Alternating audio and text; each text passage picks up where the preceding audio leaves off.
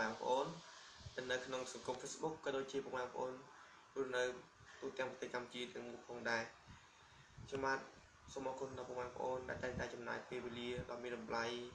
ក៏ដូចជាថវិកាផ្ទាល់ខ្លួនផ្ញើសារគាំទ្រដល់រូបខ្ញុំបាទក៏ដូចជាបេក្ខជនទាំងអស់ដែលប្រឡងកម្មវិធី The Voice ហើយខ្ញុំបាទពិតជាអរគុណមេត្តាមេត្តាគោរពអរគុណដល់ពុកម៉ែបងប្អូនហើយជិត10ថ្ងៃដែលខ្ញុំប្រឡងហើយតែខ្ញុំថាពុកម៉ែបងប្អូននឹងនៅតែផ្ញើសារគាំទ្រដល់រូបខ្ញុំបាទជាបន្តទៀតឥឡូវនេះខ្ញុំបាទមានចម្រៀងបទផ្ញើជូនពុកម៉ែបងប្អូនស្ដាប់លេងកម្សាន្តផងដែរបាទរីករាយដូចតទៅ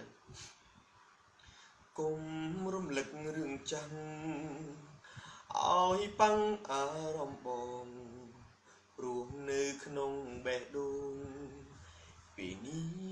មានអូនហើយគេជាមនុស្សអតីតអូននឹងទេជាមនុស្សចុងក្រោ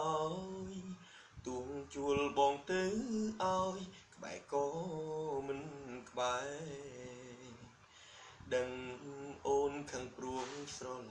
ខ្លាចបងលួចពាក់ព័ន្ធបងកាត់ស្នេហ៍អូនមិនបាច់ព្រួយបារម្ភទេមានថ្ងៃបងវិលឡើយមនុស្សដែលបងស្រឡាញ់ជាងគេគឺអូ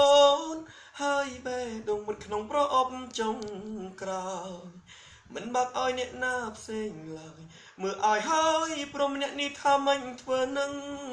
មនុស្សដែលបងចង់ក្បែរបំផុតគឺអូនកុំមានខ្លួនគិតតែម្នាក់ឯងហើយខឹងបងសារភាពអត់ត្រង់ប៉ុណ្្នឹងហេតុអ្វីអូនខឹងបើយើងនឹងចិត្តស្មុំហើយបាទអរគុណថ្ងៃនេះរៀងដាស់សាយបន្តិចហើយសង្ឃឹមថាពុកម៉ែបងប្អូនមិនថាអីថាបានទេអរគុណច្រើន